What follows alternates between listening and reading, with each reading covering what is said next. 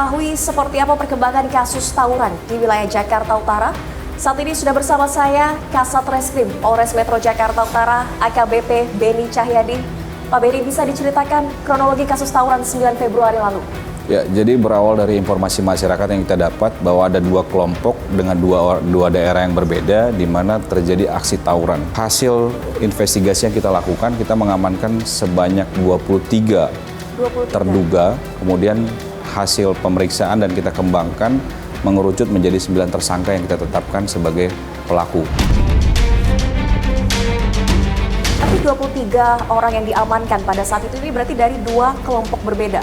Ya, jadi dari 23 yang kita amankan itu dengan dua kelompok beda, dengan dua daerah yang berbeda, di mana 9 ini adalah merupakan para pelaku dalam satu kelompok yang memang melakukan aksi terhadap korban. Mulai dari 1 orang korban meninggal, kemudian 4 orang korban luka berat. 1 orang tewas, 4 luka berat. Kondisinya Betul. saat ini seperti apa untuk yang luka-luka? Untuk yang luka-luka, 2 diantaranya masih dirawat karena memang cukup parah. Kemudian 2 lagi sudah kembali ke keluarga. Pak Beni, tapi dalam kasus ini dari 9 orang yang ditetapkan sebagai tersangka saat ini ditahan juga, apakah berhenti sampai sana atau ada kemungkinan penambahan tersangka lain? Kelompok tawuran ini lumayan besar, jadi kita harus kembangkan terkait siapa yang menyuruh, kemudian siapa yang mengumpulkan, sampai saat ini masih dalam pengembangan sebenarnya. Termasuk juga terkait dengan dari mana senjata tajam ini didapat.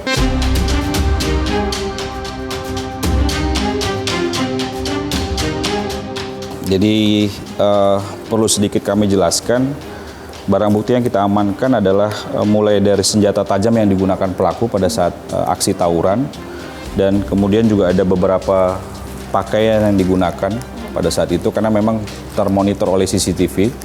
Dan tadi seperti yang saya sampaikan bahwa aksi kejadian tawuran ini mereka dipicu dari undangan tawuran di media sosial, makanya kita amankan beberapa. Ada telepon genggam. Telepon genggam. Oke, ini senjata yang diamankan jumlahnya? Totalnya semua sekitar 13. 13. Karena memang posisi senjata tajam ini bukan lagi ada pada para pelaku, tetapi memang sempat disembunyikan.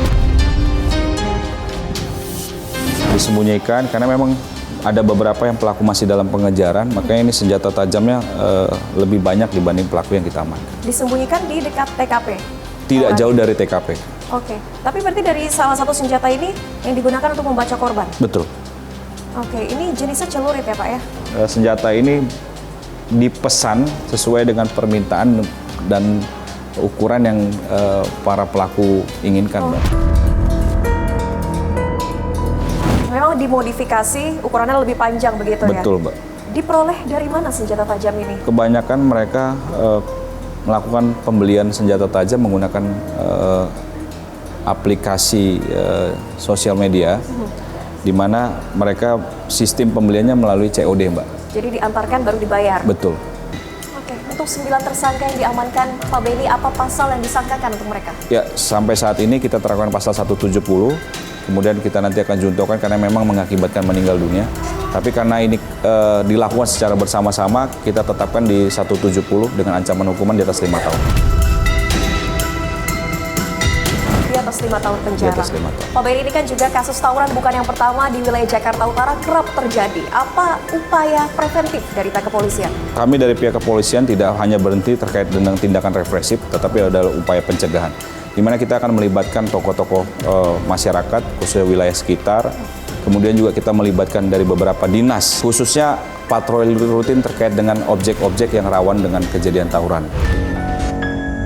Awal Januari 2025, tim Aidis Files menemui salah satu pelaku tawuran yang sudah bertahun-tahun terlibat dalam kriminalitas jalanan.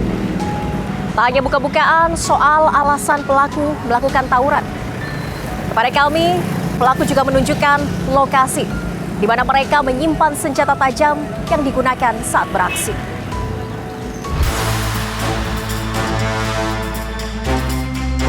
Mas Raja, ya Valeri dari Aidis Files. Mas, ini kita ketemuan di lokasi apa ini, Mas? Lokasi anak-anak untuk tawuran, Pak. Dari kelompoknya Mas Raja? Iya, Pak. Berarti ini biasanya digunakan sebagai titik kumpul gitu? Iya, titik kumpul. Apa yang dilakukan saat ngumpul sebelum tawuran itu? Ya kayak biasa kan nongkrong terus apa sih minum-minum. Nanti kalau misalkan ada yang ngajakin di sosial media baru Oh kayak gitu. nantangin gitu. Berarti berkumpul di sini belum tentu akan ada ajakan tawuran gitu. Mas biasanya kalau tawuran berapa orang sekelompok itu? Wah itu nggak bisa dihitung sih Kak. Tergantung yang mau, ada yang diajakin mau ya udah itu. Beda-beda. Iya. Biasanya sering kali berapa? Wah itu bisa banyak Kak. Belasan, puluhan, Ratusan bahkan ratusan bisa. bisa. Dan Mas semuanya kenal sekelompok ini? Kenal dari salah satu teman aja Kak. Dari salah satu teman. Teman main, teman Temen sekolah, main, kadang temen main, kadang temen nongkrong. teman nongkrong. Udah berapa tahun Mas tawuran-tawuran gitu? Udah 5 tahun sih Kak. 5 tahun Iya dari sekolah juga. dari sekolah. Iya. Lokasi yang dipilih kan cukup sepi ya, gelap juga. Iya. Terus biasanya kalau tawuran gitu jam berapa ngumpul di sini? Itu nggak bisa diprediksi jam berapa Kak. Kalau misalkan dari pihak musuhnya misalkan maunya jam 2 ya udah. Jadi dari lawan dulu yang ngajak. Ada yang dari kita, ada yang dari lawan. Dan kalau tawuran, Mas gunakan senjata tajam juga? Iya, benar dari saya. Di mana disimpannya? Di sebelah sana Kak. Di sini? Di sini Iya, ada? di sini, Kak. Oh disimpan di sini? Oh di titik kumpul ya Mas ya? Iya Kak. Nih udah cukup gelap ya Mas, masih kelihatan tapi. Terima kasih Kak. Oke oke.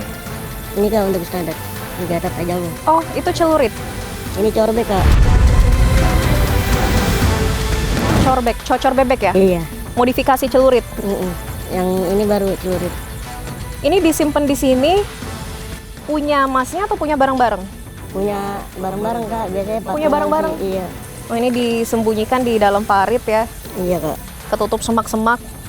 Itu panjangnya berapa Mas? Ini 1,3 Kak. Yang ini 1,5. Satu cukup panjang ya, berarti setiap mau tawuran kan pasti kelihatan jelas ya. Bawanya gimana? Itu biasanya di motor Kak. Kalau misalkan kita mau berantem di daerah mana gitu.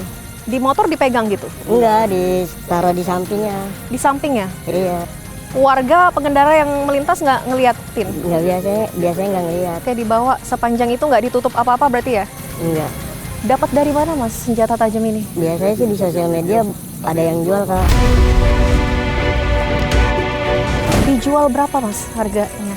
Dia sekitaran 350-400 Kak.